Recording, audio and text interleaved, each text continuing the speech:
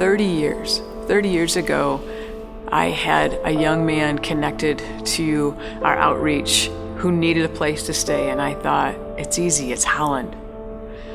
There's no place for a teenager to go, and there still isn't. 20 years ago is really when gangs first were introduced into Holland. Some of those issues that we dealt with then and are still dealing with today is the issue of homeless youth and kids that are vulnerable that just have no place to go.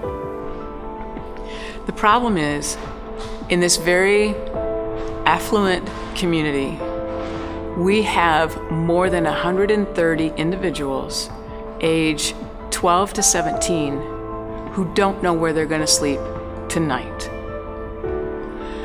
Because of that, they're having to find different ways to be able to find that safe place. Some of them are on a park bench. Some of it, for our young ladies especially, but also young men, they have learned that their body is their greatest asset, and therefore, if somebody wants them, then they'll get a safe place to sleep. When we talk about the fact that more than 90% of the young ladies that have come to us for some kind of housing assistance are victims of sexual trafficking. Among them are a 14-year-old who was living with her dad in a hotel in the area, and on the hotel door, Dad had written down for a good time call and her number. Among those are another young lady whose mom chose a drug dealer boyfriend who shows up with his friends. Hey, here's my daughter. In Holland. The delinquent population and the neglect and abuse population are forgotten populations. Literally, the staff at the Department of Health and Human Services have called all over the state, made hundreds of calls with the child, the teenager sitting in their office, trying to find a safe place for this child. And they've come up with nothing.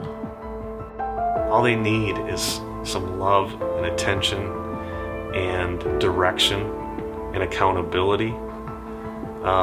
And when they have that, they can take that difficult situation, learn from it, grow through it, and move on.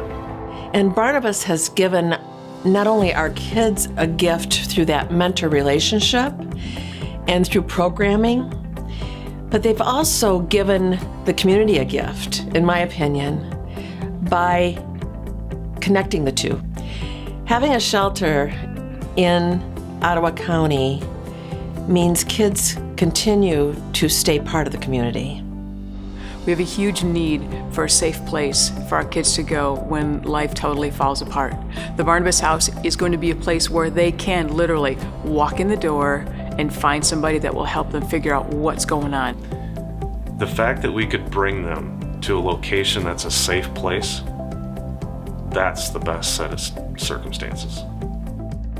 Several years ago, we were donated 24 acres of land on Holland's north side.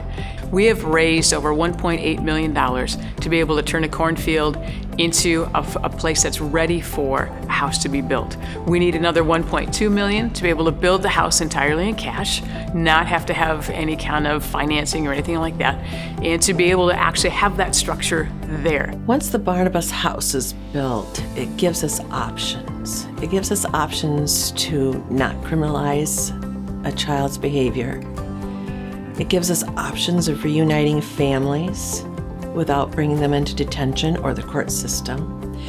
It gives us options to share with kids what life can look like.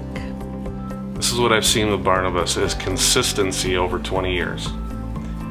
When you've got a track record of 20 years of serving kids, you don't have to worry about how you're going to serve kids 20 years from now. It's going to be that consistency that's going to continue through. There's obviously the financial need right now to build the house. Right now, we have a couple of options. One is text to give. Text the word Barnabas to 20222. They can go online. There's a link to a very secure giving site online. They can get a hold of us in the office.